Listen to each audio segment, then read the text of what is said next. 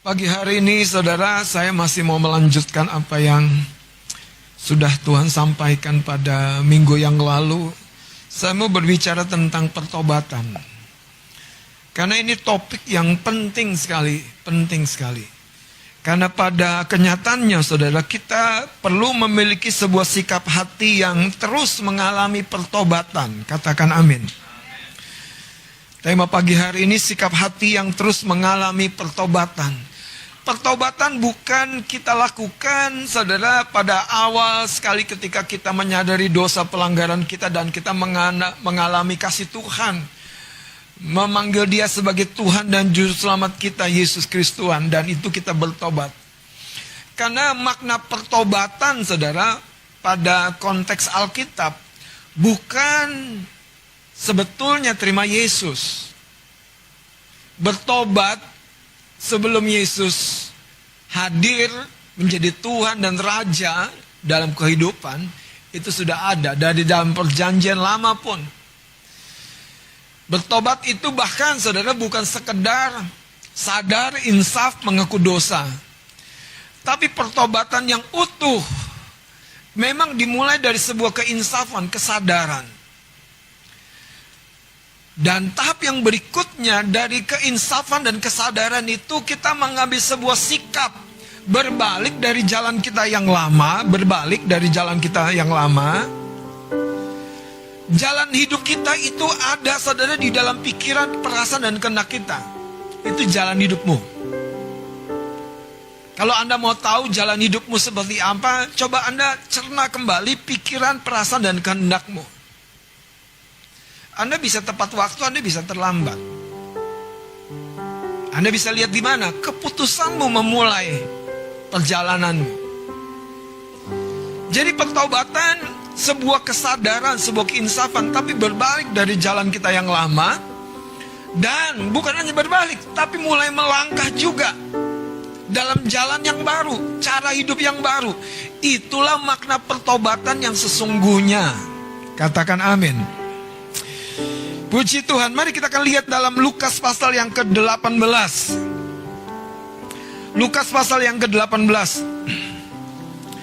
Kita akan lihat ayat yang ke-13.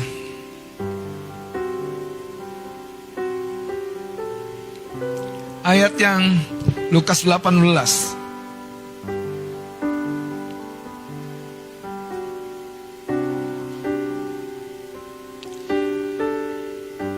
Pada ayat yang ke-13, saudara, firman Allah mencatat demikian. Tetapi pemungut cukai itu berdiri jauh-jauh. Bahkan ia tidak berani menengadah ke langit. Melainkan ia memukul diri dan berkata, "Ya Allah, kasihanilah aku, orang berdosa ini."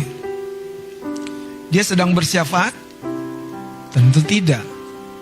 Dia sedang menghadapkan dirinya, hidupnya, jalan-jalannya.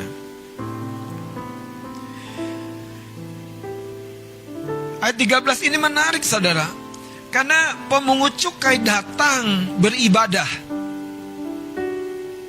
Karena kalau Anda kenal satu tokoh di masyarakat yang jahatnya bukan membunuh, tapi dia otaknya saudara dari korupsi terjadi. Dan dia ada di samping Anda beribadah. Kira-kira perasaan Anda gimana? Kenalan dong? Hah? Tapi pemungut cukai yang satu ini, dia justru berdiri jauh-jauh. Tidak mau mendekat. Alkitab yang berkata, berdiri jauh-jauh. Tapi sikapnya ini yang menarik saudara. Sikapnya yang membuat Yesus berkata, ayat 14 coba perhatikan. "Aku berkata kepadamu, orang ini pulang ke rumahnya sebagai orang yang dibenarkan Allah." Jadi Tuhan tertarik kepada sikap hati pemungut cukai ini. Tuhan tertarik begitu rupa kepada sikap hati pemungut cukai ini. Kalau kita berbicara pertobatan, pemungut cukai ini mengalami sebuah pertobatan di area yang jelas. Dosanya tentang keuangan. Dosanya tentang bagaimana saudara dia memanfaatkan posisinya untuk mengambil keuntungan buat dirinya sendiri. Saudara, kita mungkin tidak berdosa dalam hal keuangan. Tapi pada pagi hari ini, saya mau sampaikan saudara bahwa sikap hati yang terus bertobat ini, mengalami pertobatan, itu akan mengundang paling tidak dua hal yang luar biasa sekali yang saya mau sampaikan. Yang pertama, yaitu belas kasihan Allah yang memulihkan. Betapa terhimpitnya engkau, saudara. Langkah yang pertama, ambil waktu untuk bertobat. Ambil waktu untuk menyadari, aku hari ini ada di mana? Kenapa aku mengalami ini? Proses penyadaran ini pintu gerbang untuk kita mulai berbalik dari jalan kita yang lama. Itu pertobatan. Jadi pertobatan itu sebuah proses. Ada bagian-bagian di dalamnya yang kita perlu pahami. Kalau pelajar, menurut Anda, wajar nggak Anda dapat nilai yang sebetulnya Anda bisa hasilkan lebih baik, tapi ternyata hasilnya tidak seperti yang Anda bayangkan? Terjadi kenapa? Mungkin kita lalai mempersiapkan diri. Nah, bagaimana kita bertobat? Kita harus tahu kenapa aku mengalami seperti ini. Kalau tiba-tiba nih, aku nggak boros sih om, nggak belanja online berlebihan, tetapi kok aku nggak cukup ya sampai akhir bulan. Bertobatnya apa? Seringkali kita tuh tidak menghitung dengan cermat. Jadi, saya mau sampaikan saudara, pada level manapun kita perlu terus mengalami sebuah sikap hati yang bertobat. Dimulai dari apa tadi? Menyadari, menginsafi. Saya mau ngomong tentang kesehatan. Kalau kesehatan Anda drop, periksa yang pertama saudara. Bukan sekedar cari obat.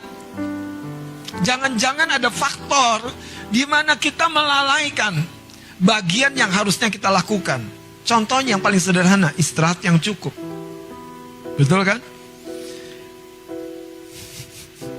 Driver. Kalau tiba-tiba terbalik di jalan, coba periksa yang pertama, ada apa ya kalau selempetan di jalan? Jangan-jangan ada sesuatu dalam diri kita yang sebetulnya saudara, Tuhan ingin ubah, ingin ingatkan, ingin reminder.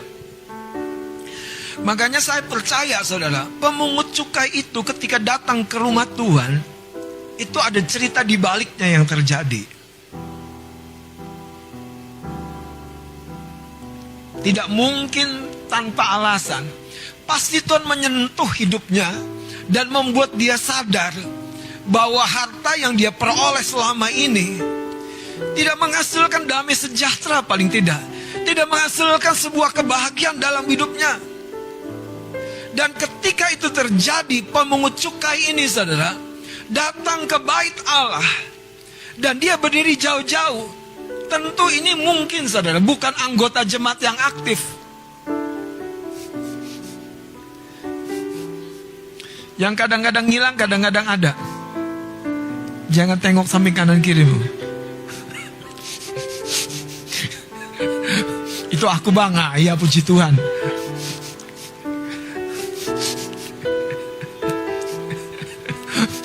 Among sama kasirnya colek-colekan, itu kita.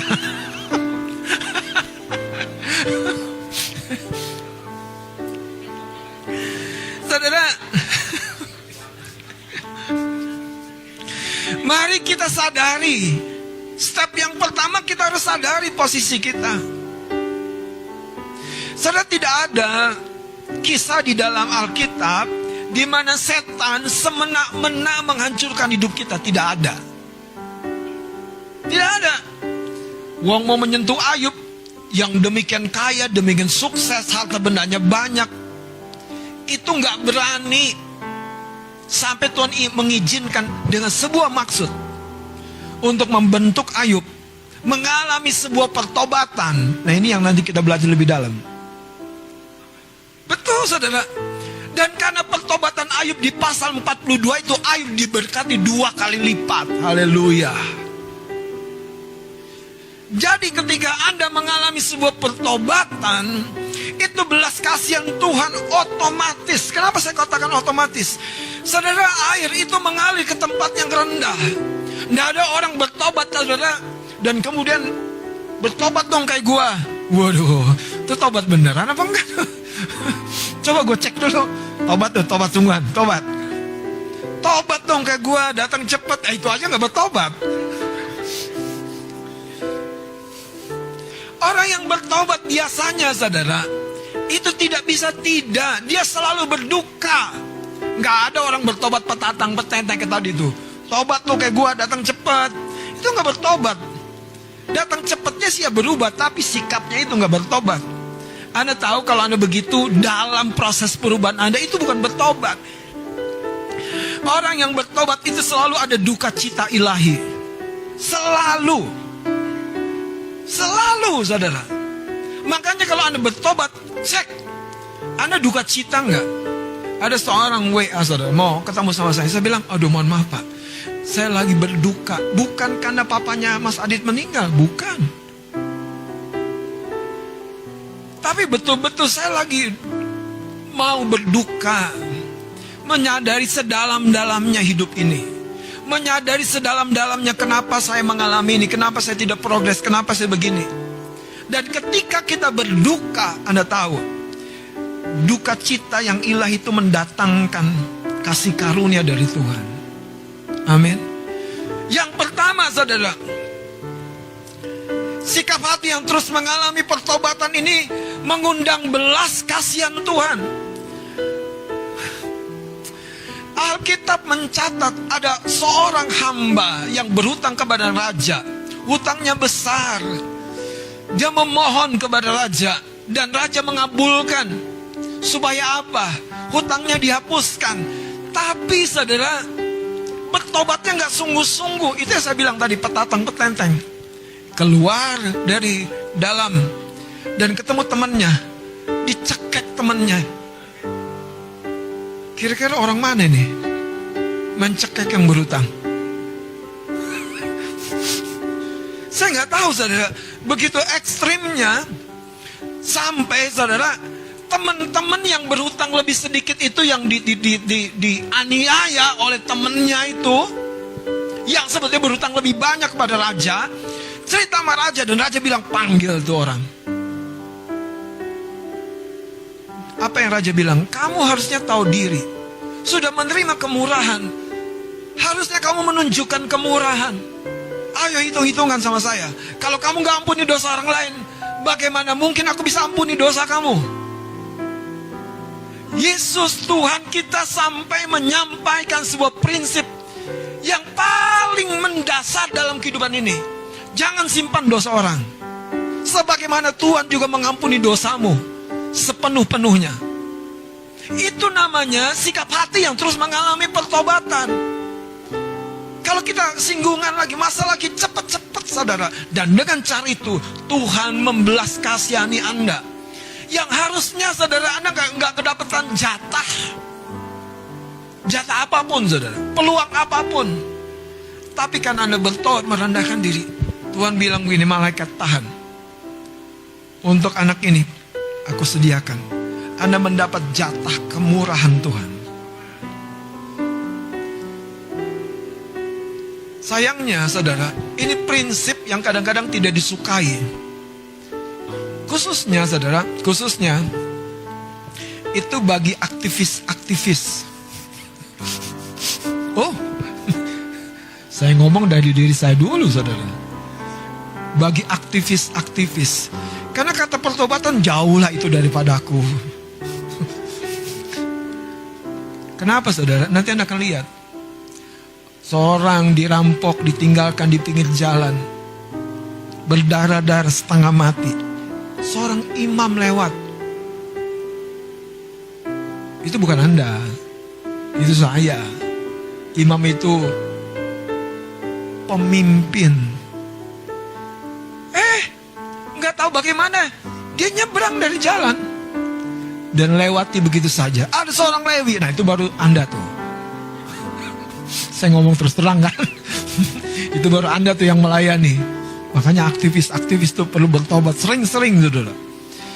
Lihat, ngikut jejak imamnya. Saya nggak nyalain Anda loh. Makanya kalau saya bertobat, Anda harus bertobat. Jangan pemimpinmu udah bertobat, Anda nggak tobat-tobat. Beneran loh saudara. Dan si Lewi lewat juga dari seberang jalan. Ada seorang pedagang, orang Samaria, bukan orang Yahudi. Nggak ada hubungan kerabat, nggak kenalan, nggak member, nggak follow di Instagram, nggak pernah nge-like Facebook. Ngelihat dia turun dari keledainya. Yang hebatnya saudara, tangannya mau kotor untuk menolong yang dirampok, membersihkan lukanya, membasuh dengan minyak, menyiramnya dengan anggur. Yang kemudian dia menaruh di atas keledainya dan dia berjalan dan membawanya ke penginapan. Dan sampai di penginapan dititipinya, diberikan uang. Kalau kau belanjakan lebih kepada pengurus penginapan itu untuk yang sakit ini, aku datang dan membayarnya lagi. Saudara, di zaman sekarang mana ada? Tapi saya berdoa dari rumah ini akan terjadi. Ada orang-orang yang hatinya murni kepada Tuhan, murni kepada jiwa-jiwa. Terus kalau yang ditolong itu kemudian ternyata dia menganggap kita penjahatnya. Kalau hati Anda tulus, sekali lagi, hati Anda akan dibela. Hati Anda tuh terhubung dengan surga. Tuhan gak pernah saudara, gak pernah tidak peduli. Dia selalu peduli kepada orang yang terus menjaga hatinya. Saudara bertobat, mau marah bertobat, mau kesel tobat, mau ngoceh tobat. Aduh. Gimana kalau di keluarga Bang Mawel, Kalian? Ada amin? Iya kan? Tobat. Adek kakak, lu sih pas di motor kan dia gak berdaya kan, kita aniaya terus dia sampai tobat. Haleluya. Saudara dengerin saya, kita harus betul-betul memasuki satu keadaan di mana kita insaf. Yang kedua yang terjadi kepada orang yang sikap hatinya terus mengalami pertobatan. Sikap hati yang mengalami pertobatan, sikap hati, bukan sekedar sadar, tahu. Nah, itu lain saudara. Lihat, dia akan mengalami sebuah pertumbuhan yang maksimal. Hidupnya berbuah lebat. Nanti saya mau tunjukkan saudara. Pertobatan itu mengerjakan satu sikap hati yang baru. Sikap hati yang responsif. Kalau tentang keuangan, dia pasti akan maksimal dalam mengelola keuangan. Tapi dimulai dari tobat. Kesehatan pasti maksimal saudara. Dia akan jadi orang yang sangat sehat, sangat bugar. Kenapa? Karena bertobat. Siapa yang tidak peduli dengan kesehatannya? Nasi sepiring, sayur sesendok, air seteguk. Yang di dalam ini komplain semua. Lu kira gue bisa hidup? Sistem ini error semua saudara. Ya kan? Dia butuh vitamin, bukan hanya karbohidrat. Haleluya.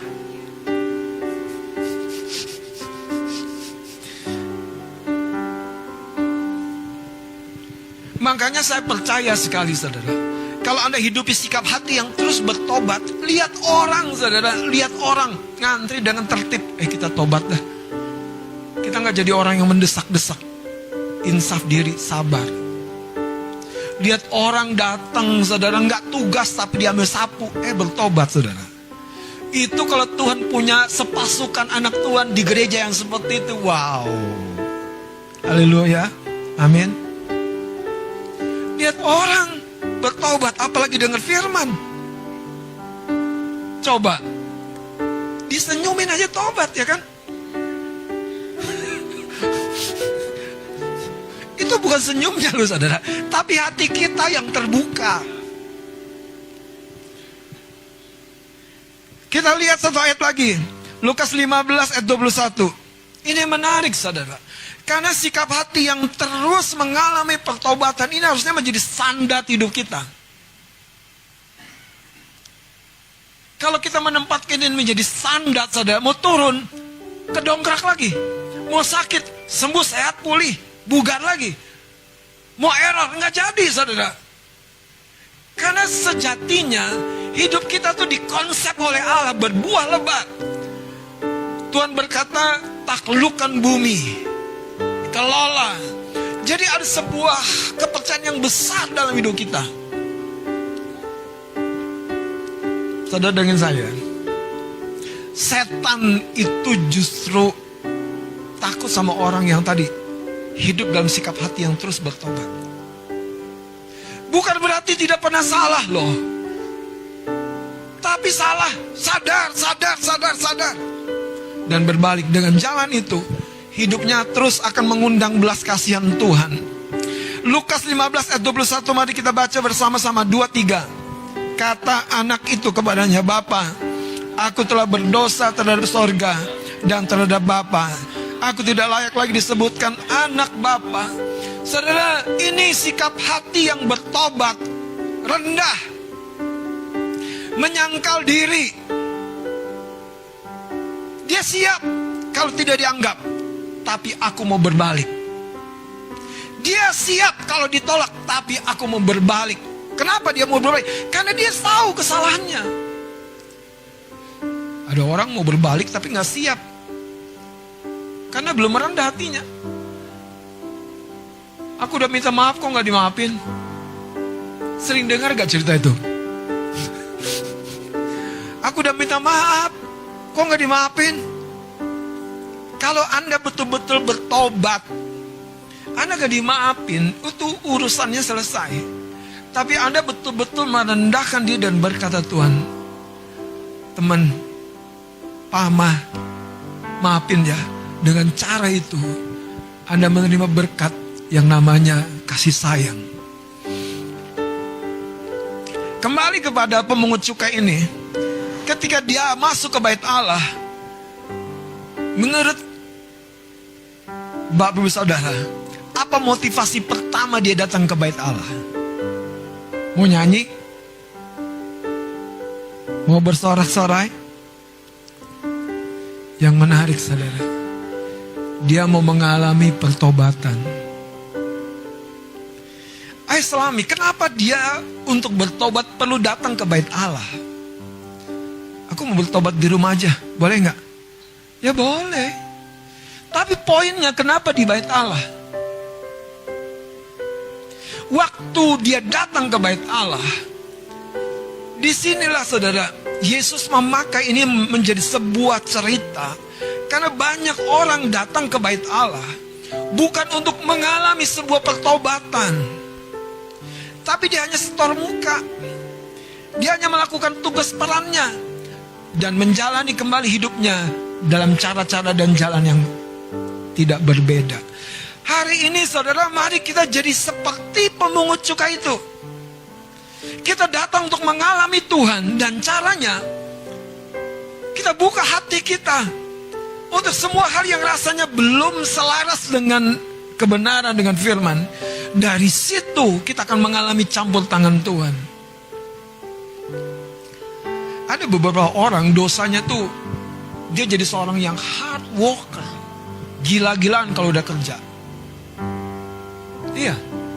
Dan sebetulnya dia bekerja melampaui pengendalian dirinya. Nah itu repot saudara. Iya. Ada orang sebaliknya, kalau udah pasif, malas gerak, melampaui pengendalian dirinya. Aku lagi me time. Me time-nya lama terus. Lama aja. Saudara, di sini kita harus lihat dari sudut pandang Tuhan. Makanya ketika pemungut cukai ini datang ke bait Allah, dia tahu siapa dirinya.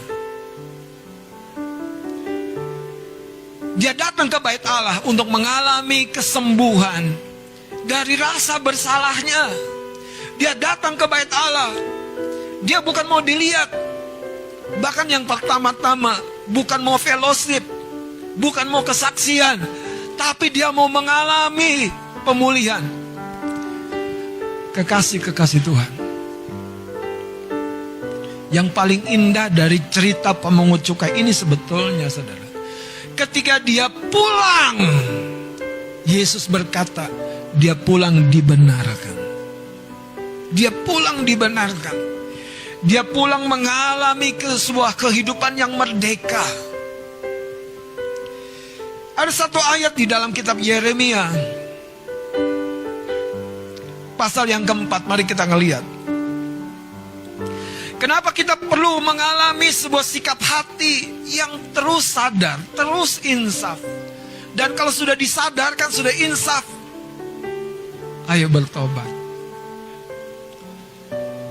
Yeremia pasal yang keempat ayat yang ketiga. Mari kita akan bangkit berdiri dan kita akan baca ayat ini. Kita baca 2-3. Sebab beginilah firman Tuhan kepada orang Yehuda dan kepada penduduk Yerusalem. Bukalah bagimu tanah baru, dan janganlah menabur di tempat duri tumbuh. Saya baca sekali lagi, perhatikan. Sebab beginilah firman Tuhan kepada orang Yehuda dan kepada penduduk Yerusalem. Bukalah bagimu tanah baru, dan janganlah menabur di tempat duri tumbuh. Kalau Anda baca, ini sebuah pesan pertobatan. Tapi Tuhan mengkaitkannya dengan sebuah bagaimana mereka bercocok tanam. Mereka menabur, tapi masih ada durinya. Duri, kalau Anda baca di dalam Matius pasal yang ke-13, silakan duduk. Semak duri itu bicara kesukaan-kesukaan duniawi, kekhawatiran, kecemasan, daya tarik pesona harta duniawi. Itu menjadi duri, onak duri di tanah hati kita. Dan Tuhan berkata melalui hambanya Nabi Yeremia, buka tanah baru. Yang dimaksud tanah baru ini bukan sebuah hutan belukar yang belum pernah orang masuki. Sebetulnya yang dimaksud kalau bahasa Inggrisnya itu fallow ground. Itu adalah ladang yang memasuki Sabat, di mana tanah itu dibiarkan, tidak digarap, tidak diusahakan, tidak diairi, pokoknya biarlah semau-maunya. Tujuannya apa? Tanah itu kembali kepada unsur-unsurnya. Tapi sayangnya ada efek lain, yaitu tanah itu menjadi keras. Kenapa? Karena dia sudah semau-maunya. Kalau sebuah tanah digarap, tanah itu dibajak, nggak bisa dia tumbuh semau-maunya. Apa yang tumbuh, apa yang jatuh, apa yang terjadi. Enggak. Tanah itu adalah tanah ladang. Dia akan ditumbuhi menurut pemilik ladang. Dan kitab Yeremia ini mencatat banyak anak Tuhan sudah seperti tanah yang seperti itu, perlu dibajak ulang. Kenapa?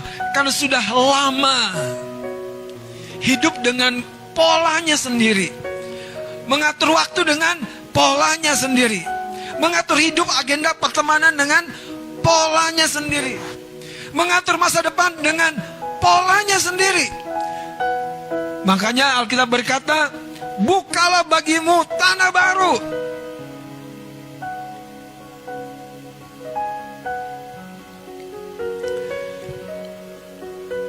Saya berbicara sama Kak Ani. Saya bilang gini, saya mau hadir di pertemuan latihan pelayan pujian penyembahan tiap hari Kamis. Sebetulnya bukan untuk mentraining, untuk mendampingi, bukan hanya itu. Tapi saya sedang mengalami pertobatan. Kamu mengharapkan bagus pelayanan, tapi kamu nggak mau terlibat. Kamu mengharapkan orang naik, kemampuannya bisa lebih bagus, tapi kamu nggak memberi waktu.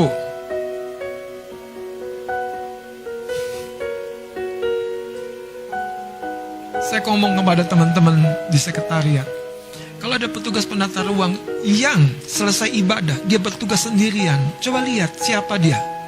Kenapa teman-temannya tidak peduli?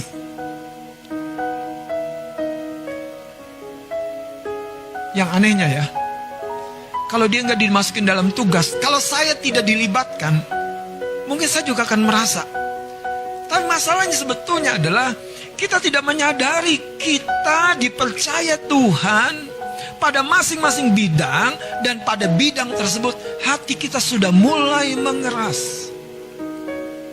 Saudara, saya pulang ke rumah, pagi saya pegang piano saya, siang saya pegang lagi, malam udah pada tidur saya pegang lagi. Gitar yang biasanya saya sampingkan, yang saya pakai kalau mau doa pagi doang, saya mulai mainin lagi. Saya bilang saya mau berbuah lebat dalam setiap talenta yang Tuhan percayakan. Saya belum cukup tua. Masalahnya kita harus bertobat. Saudara, tanpa pertobatan nggak ada sikap dan respon yang baru.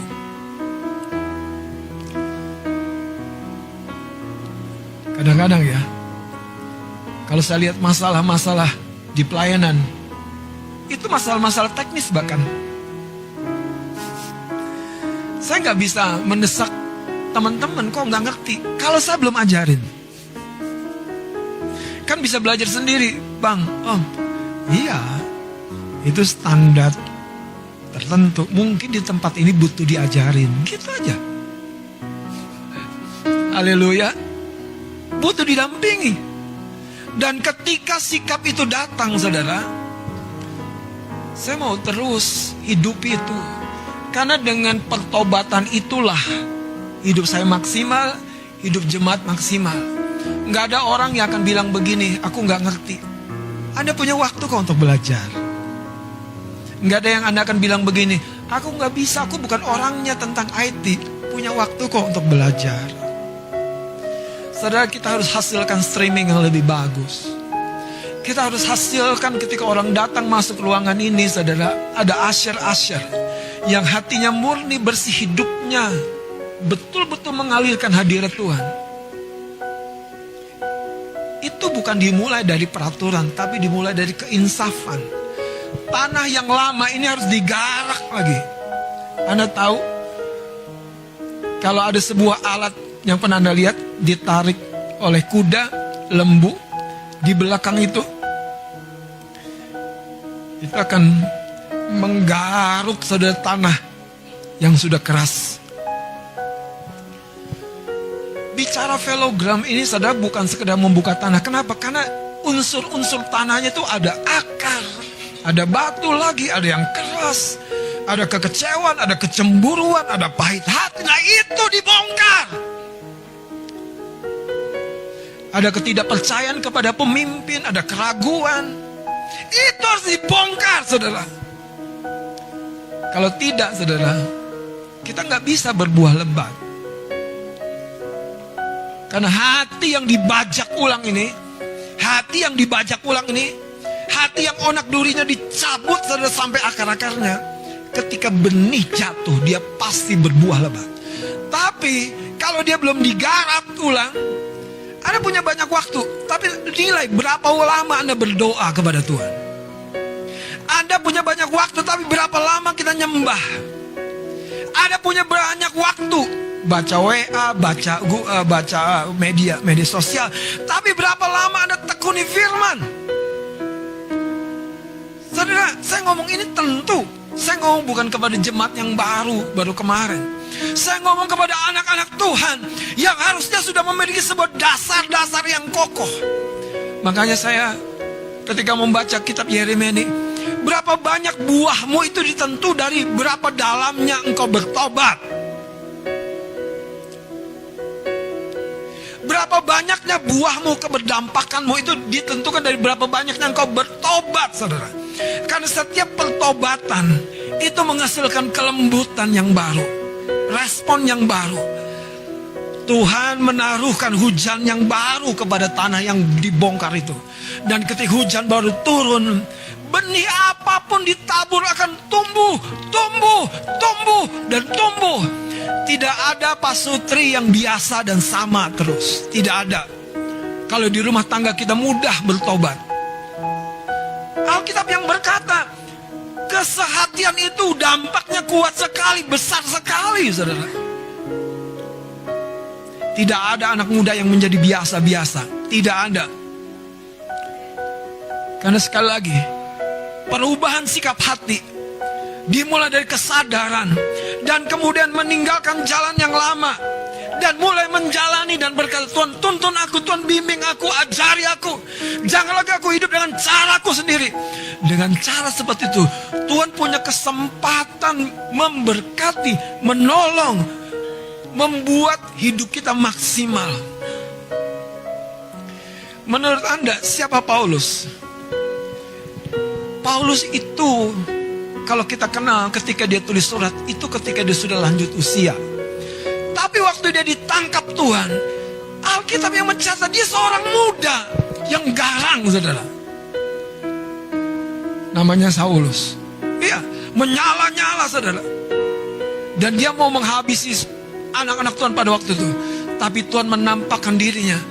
Dan ketika dia bertobat, salah satunya dia bilang begini, dahulu aku penganiaya jemaat, gak banding kalau aku cuma pelayanan di gereja. Anda ngerti kan maksudnya?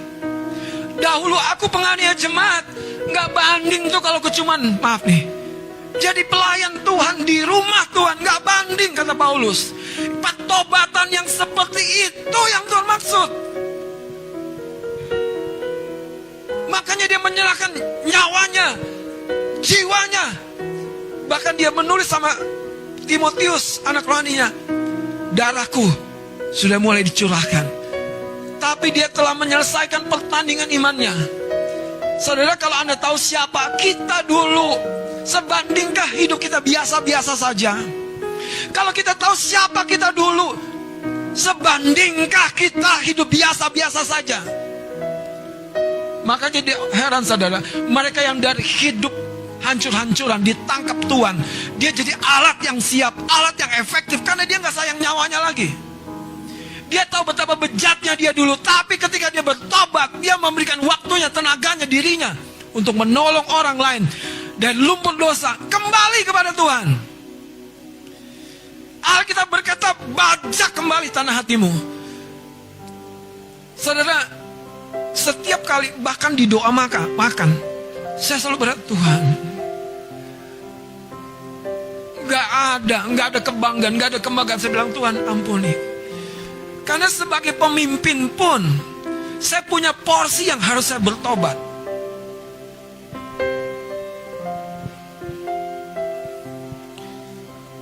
Kenapa banyak anak Tuhan percaya kita akan dibawa Tuhan dari kemuliaan kepada kemuliaan, tapi berhenti di situ, di kemuliaan yang kedua itu.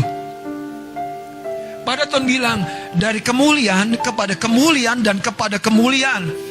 Bukan dari kehinaan kepada kemuliaan, tapi dari kemuliaan kepada kemuliaan dan kepada kemuliaan. Kenapa mampu orang-orang tertentu mengalami ayat itu? Karena dia tadi hidupi sikap hati yang selalu sudah diwarnai dengan pertobatan. Itu yang membuat dia bisa disentuh dengan mudah. Bisa disentuh dengan mudah pengorbanannya. Bisa disentuh dengan mudah totalitasnya. Bisa disentuh dengan mudah, saudara, setiap talentanya. Bisa disentuh dengan mudah, bahkan keuangannya. Tuhan mau bukan mengambil, tapi justru melipat gandakan apa yang kita percayakan di tangan Tuhan. Hari ini perenungannya, sudahkah kita menangkap jenis pertobatan apa yang kita harus ambil? Saudara, kalau kita punya banyak waktu, saya akan menyampaikan firman yang lebih tajam lagi, yang berisi ancaman. Kalau mereka yang keras, mereka yang tidak mau berubah, mereka yang sudah diperingati berkali-kali tidak berbalik, akan tiba waktunya setan punya kesempatan untuk menghabisi dirinya, menghancurkan hidupnya, karena dia tidak mau diperingati dengan firman. Makanya ketika kita diperingati oleh firman, berubahlah, bertobatlah. Jangan sampai Alkitab yang mencatat hidup kita yang masih ada gelapnya itu diekspos. Pemungut cukai ini jadi sebuah contoh. lapor sama Tuhan, Tuhan, aku sebetulnya parah. Kelihatannya di luar aja bagus.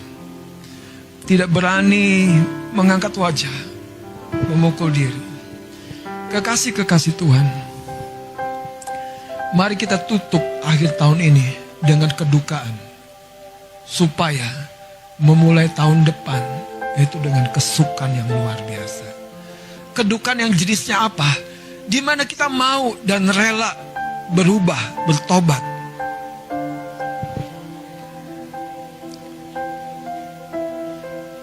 Jangan biarkan firman ini berkata dalam Yeremia tadi, bukalah bagimu tanah baru dan janganlah menabur di tempat duri tumbuh.